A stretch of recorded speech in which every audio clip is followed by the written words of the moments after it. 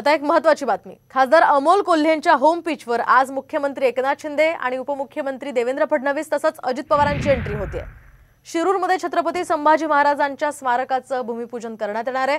छत्रपती संभाजी महाराजांच्या स्मारकाचं या ठिकाणी भूमिपूजन होत असल्यामुळे हा अमोल कोल्हेंचा हा ड्रीम प्रोजेक्ट आहे। या कार्यक्रमाच्या पत्रिकेमध्ये कोल्हेंना दुय्यम स्थान देण्यात आल्याचं समोर आलंय। दरम्यान महायुतीमध्ये शिरूरची जागा अजित पवार गट लढवणार आहे, मात्र शिरूरच्या मैदानामध्ये लढण्यासाठी अजित पवार गटाला अद्यापही उमेदवार सापडत नाहीये आणि याचाच आढावा घेतलाय आमचे प्रतिनिधी रोहिदास गाडगे यांनी।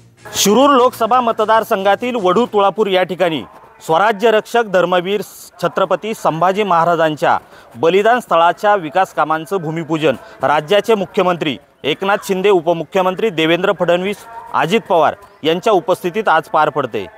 हा सोहळा याच ठिकाणी धर्मवीर स्वराज्य रक्षक संभाजी महाराजांच्या या बलिदान स्थळावरती होतोय। हा संपूर्ण परिसर आज विविध फुलमाळांनी सजवण्यात आलेला आहे। या ठिकाणी अनेक मान्यवर येणार आहे।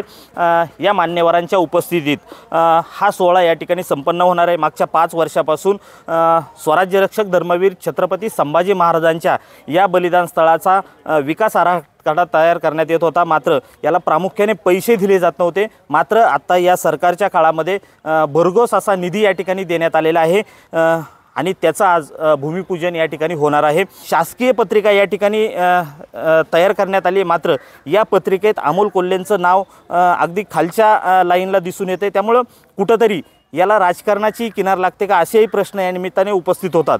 मात्र आज स्वराज्य रक्षक धर्मवीर छत्रपती संभाजी महाराजांच्या या बलिदान स्थळाचा विकासाचा भूमिपूजनाचा एक सोहळा होतोय। आनंदमय वातावरण या ठिकाणी असणार आहे। मात्र या सोहळ्यादरम्यान राजकारणाला काही दिशा लागते का हे पाहावं लागणार आहे। रोहिदास गाडगे, साम टीव्ही न्यूज, वडू तुळापूर, पुणे।